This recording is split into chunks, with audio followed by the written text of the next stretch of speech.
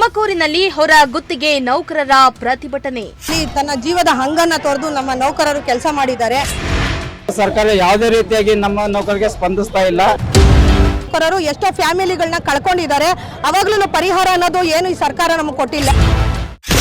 ಸರ್ಕಾರದ ವಿರುದ್ಧ ಧಿಕ್ಕಾರ ಕೂಗಿ ನೌಕರರ ಆಕ್ರೋಶ.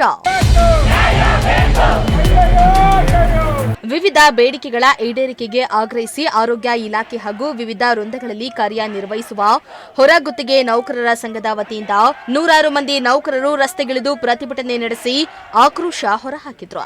ತುಮಕೂರಿನ ಜಿಲ್ಲಾಧಿಕಾರಿಗಳ ಕಚೇರಿ ಮುಂದೆ ಜಮಾಯಿಸಿದ ಹೊರಗುತ್ತಿಗೆ ನೌಕರರ ಸಂಘದ ನೌಕರರು ಸರ್ಕಾರದ ವಿರುದ್ಧ ಪ್ರತಿಭಟನೆ ನಡೆಸಿ ಧಿಕ್ಕಾರ ಕೂಗಿದ್ರು.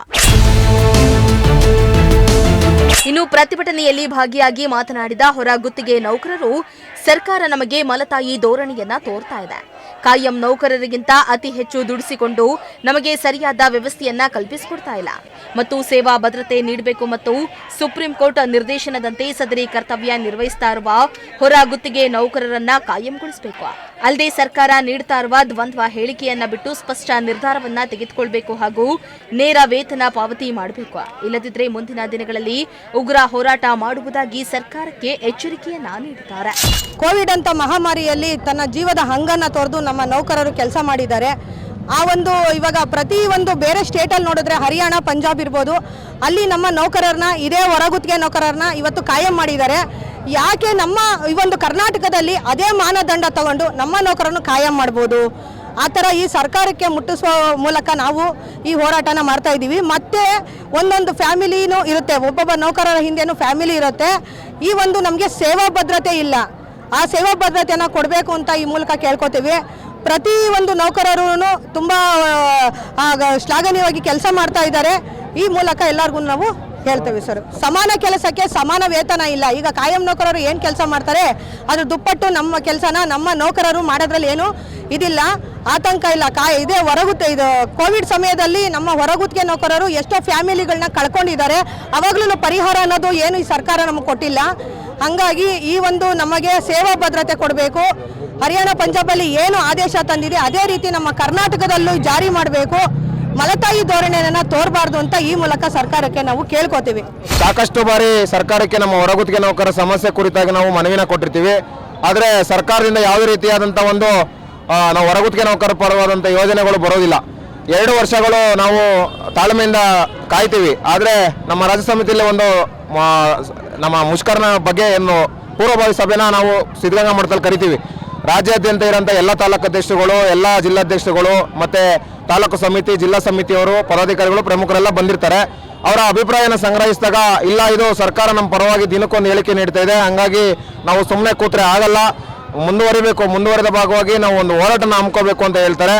ಹಂಗಾಗಿ ನಾವು ರಾಜ್ಯ ಸಮಿತಿಯ 17 ಪದಾಧಿಕಾರಿಗಳು ಕೂತು, ಎಲ್ಲ ಜಿಲ್ಲೆಯ ಪದಾಧಿಕಾರಿಗಳು ಕೂತು ಚರ್ಚೆ ಮಾಡಿದಾಗ ನಾವು ಮುಷ್ಕರನ ಹಮ್ಮಿಕೋಬೇಕು, ಹಂಗಾಗಿ ಮುಷ್ಕರ ಮಾಡೋಣ ಅಂತ ಹೇಳ್ತಾರೆ. ಅದ ಕುರಿತಾಗಿ ನಾವು ಸಂಘದ ಕಾನೂನು ಸಲಹೆಗಾರನ ಸಂಪರ್ಕ ಮಾಡಿದಾಗ ಅವರು ಏಕಾಏಕಿ ಮುಷ್ಕರ ಮಾಡ್ಲಿಕ್ಕೆ ಬರಲ್ಲ, ನಮ್ಮದು ಆರೋಗ್ಯ ಇಲಾಖೆ ಮತ್ತು ವೈದ್ಯಕೀಯ ಶಿಕ್ಷಣ ಇಲಾಖೆ, ಆಯುಷ್ ಇಲಾಖೆಗಳು ಸೂಕ್ಷ್ಮವಾದ ಇಲಾಖೆಗಳಾಗಿರೋದ್ರಿಂದ ಸಾರ್ವಜನಿಕವಾಗಿ ಹೊಡೆತ ಬೀಳುತ್ತೆ. ಹಂಗಾಗಿ ನೀವು ಸರ್ಕಾರಕ್ಕೆ ಒಂದು ಮುಷ್ಕರನ ಕೊಡೋಣ, ಮುಷ್ಕರದ ನೋಟಿಸ್ನ ಕೊಡೋಣ. ಆ ನೋಟಿಸ್ಗೆ ಸರ್ಕಾರ ಯಾವ ರೀತಿ ಪ್ರತಿಕ್ರಿಯೆಯನ್ನು ಮಾಡುತ್ತೆ ಅಂತ ಹೇಳ್ತಾರೆ. ನಾವು ಸರ್ಕಾರಕ್ಕೆ ಒಂದು ಮುಷ್ಕರದ ನೋಟಿಸ್ನ ಕೂಡ ಈಗಾಗಲೇ ತಲುಪಿಸಿದ್ದೀವಿ. 6 ವಾರಗಳ ಮುಂಚಿತವಾಗಿ ಸರ್ಕಾರಕ್ಕೆ ಏನು ನೋಟಿಸ್ ಕೊಡಬೇಕು ಅದನ್ನು ಈಗಾಗಲೇ ಕೊಟ್ಟಿದ್ದೀವಿ. ಅದಾದ ನಂತರ ನಾವು ಸಾಂಕೇತಿಕವಾಗಿ ಒಂದು ಮುಷ್ಕರದ ಇದನ್ನು ಮಾರ್ಚ್ 23ರಿಂದ ಆರಂಭ ಮಾಡಬೇಕು ಅನ್ನೋದ್ರಿಂದ ಸಾಂಕೇತಿಕವಾಗಿ 28ನೇ ತಾರೀಕು ಜನವರಿ ತಿಂಗಳಲ್ಲಿ ನಾವು ಹಾಸನದಲ್ಲಿ ಮುಷ್ಕರನ ಆರಂಭನ ಮಾಡ್ತೀವಿ. ಈಗ 2ನೇ ಜಿಲ್ಲೆ ನಮ್ಮ ತುಮಕೂರು ಜಿಲ್ಲೆಯಲ್ಲಿ ಕೂಡ ಇವತ್ತು ಸಾಂಕೇತಿಕವಾಗಿ ಆರಂಭ ಮಾಡಿ ಸರ್ಕಾರಕ್ಕೆ ಈ ಮೂಲಕ ಎಚ್ಚರಿಕೆಯನ್ನು ಕೊಡ್ತಾ ಇದ್ದೀವಿ.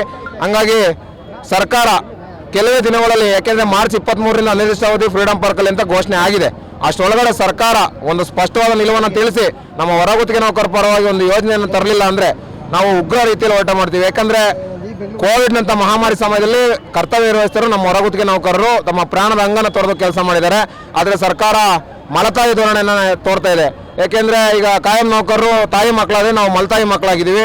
ಹಂಗಾಗಿ ಸರ್ಕಾರ ಒಂದು ಸ್ಪಷ್ಟವಾದ ನಿಲುವನ್ನು ಅತಿ ಶೀಘ್ರವಾಗಿ ತಿಳಿಸಬೇಕು. ಸುಮ್ಮನೆ ದಿನಕ್ಕೊಂದು ದ್ವಂದ್ವ ನಿಲುವು ಹೇಳೋದು ನಮ್ಮ ಹೊರಗುತ್ತಿಗೆ ನೌಕರರಲ್ಲಿ ಆತಂಕ ಮೂಡಿದೆ. ಎಲ್ಲಿ ಕೆಲಸಗಳ ಕತ್ತೀವಿ ಅನ್ನೋ ಒಂದು ಭೀತಿ ಶುರುವಾಗಿದೆ. ಆ ನೌಕರರಿಗೂ ಅವ್ರದೇ ಆದಂಥ ಒಂದು ಕುಟುಂಬ ಇರುತ್ತೆ. ಅವ್ರ ಕೆಲಸಗಳಕ್ಕಂದ್ರೆ ಬೀದಿ ಪಾಲಾಗೋದ್ರಲ್ಲಿ ಅಚ್ಚರಿ ಏನಿಲ್ಲ. ಹಂಗಾಗಿ ಸರ್ಕಾರ ಆದಷ್ಟು ಬೇಗ ನಮ್ಮ ಹೊರಗುತ್ತಿಗೆ ನೌಕರರ ಪರವಾಗಿ ಯಾವ್ದಾರ ಒಂದು ಯೋಜನೆನ ರೂಪಿಸಬೇಕು, ಅವರಿಗೆ ಒಂದು ಭದ್ರತೆಯನ್ನು ನೀಡಬೇಕು. ಸೇವೆಗೆ ಅವರು 16 ವರ್ಷದಿಂದ ಕೆಲಸ ಮಾಡಿದ್ರನ್ನ ಸೂಕ್ಷ್ಮವಾಗಿ ಪರಿಗಣನೆಗೆ ತರಬೇಕು ಅಂತ ನಾವು ಈ ಮೂಲಕ ಒತ್ತಾಯನ ಮಾಡ್ತೀವಿ. ಇನ್ನು ಪ್ರತಿಭಟನೆಯಲ್ಲಿ ನೂರಾರು ಮಂದಿ ನೌಕರರು ರಸ್ತೆಯಲ್ಲಿ ಕೂತು ಸರ್ಕಾರದ ವಿರುದ್ಧ ಧಿಕ್ಕಾರ ಕೂಗಿದ್ರು. ಹೊರ ಗುತ್ತಿಗೆ ನೌಕರರ ಹೋರಾಟಕ್ಕೆ ಸರ್ಕಾರ ಸ್ಪಂದಿಸುತ್ತಾ ಇಲ್ವಾ ಅನ್ನೋದನ್ನ ಕಾದು ನೋಡಬೇಕಾಗಿದೆ. ಕ್ಯಾಮರಾ ಪರ್ಸನ್ ಶಾಬಾಜ್ ಜೊತೆ ಪುನೀತ್, ಪ್ರಜಾಶಕ್ತಿ ಟಿವಿ, ತುಮಕೂರು.